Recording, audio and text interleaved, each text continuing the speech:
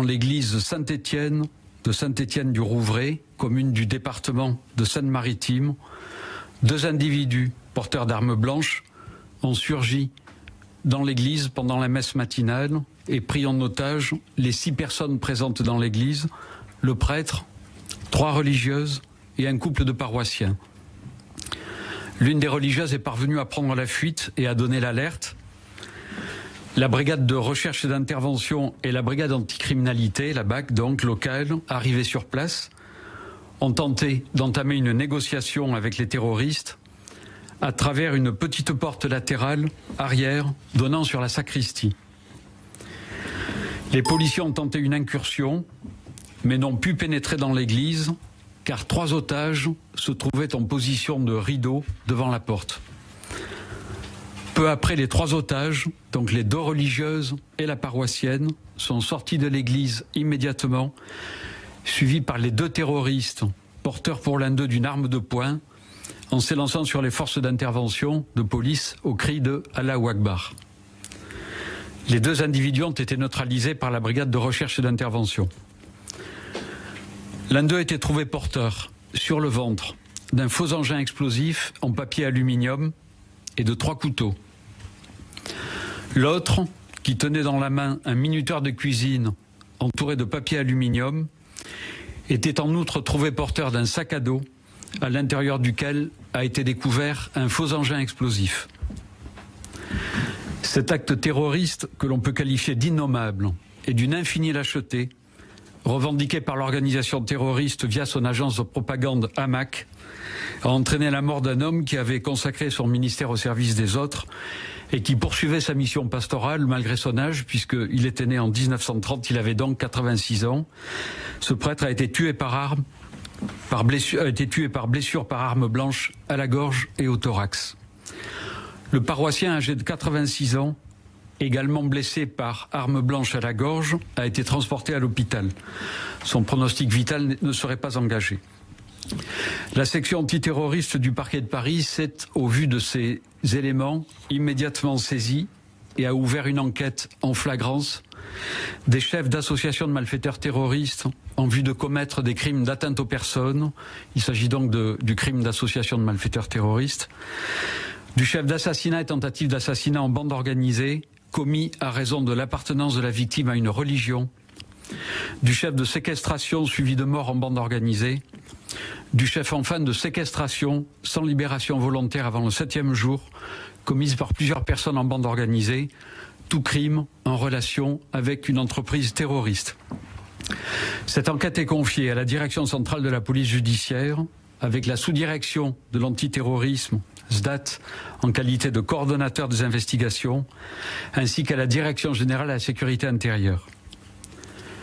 L'un des 2 auteurs a été formellement identifié en fin de journée, après comparaison de ses empreintes papillaires, comme étant le nommé Adel Kermiche, né le 25 mars 1997 à Mont-Saint-Aignan, dans le département de la Seine-Maritime.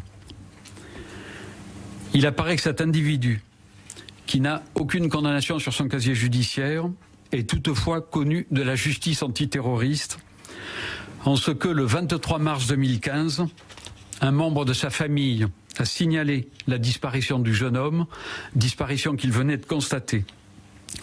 Le jeune homme a été interpellé le même jour par les autorités allemandes, alors qu'il utilisait l'identité de son frère pour se rendre en Syrie. Adel Kermiche a donc été interpellé et placé en garde à vue à son arrivée sur le sol français le 24 mars 2015.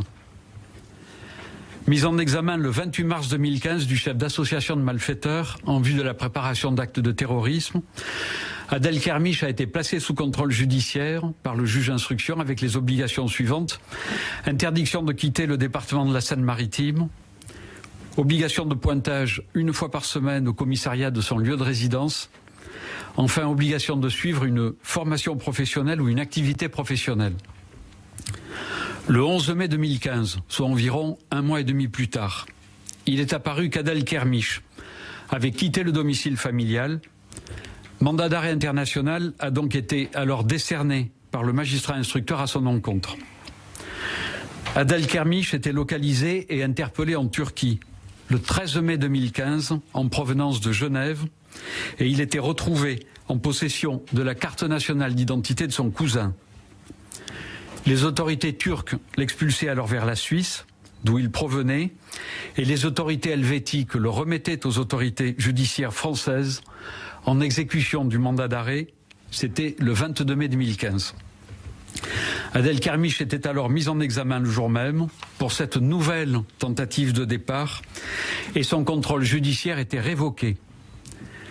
Il était alors placé en détention provisoire jusqu'au 18 mars 2016, date à laquelle le juge d'instruction antiterroriste ordonnait son placement sous contrôle judiciaire dans le cadre d'une assignation à résidence sous surveillance électronique avec un certain nombre d'obligations, en l'espèce l'obligation de fixer sa résidence au domicile familial avec le droit de sortir aux horaires suivants du lundi au vendredi de 8h30 à 12h30, les samedis, dimanches et jours fériés de 14h à 18h, avec l'interdiction de quitter le département de la Seine-Maritime, avec l'obligation de pointage une fois par semaine au commissariat de police de son lieu de résidence, avec l'obligation de justifier de son activité professionnelle, avec l'obligation enfin de remettre sa carte nationale d'identité et son passeport. Le parquet de Paris a fait appel de ce placement sous contrôle judiciaire en requérant le maintien du mis en examen en détention provisoire.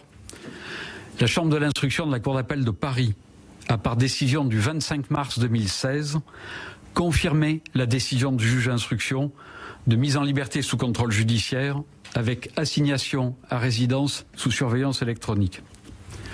S'agissant du second terroriste, neutralisé par les services d'intervention spécialisés, son identification formelle est toujours en cours. Enfin, dans le cadre de cette enquête en flagrance, un individu mineur, pour être né le 18 août 1999 en Algérie, a été placé en garde à vue ce jour à 11h40.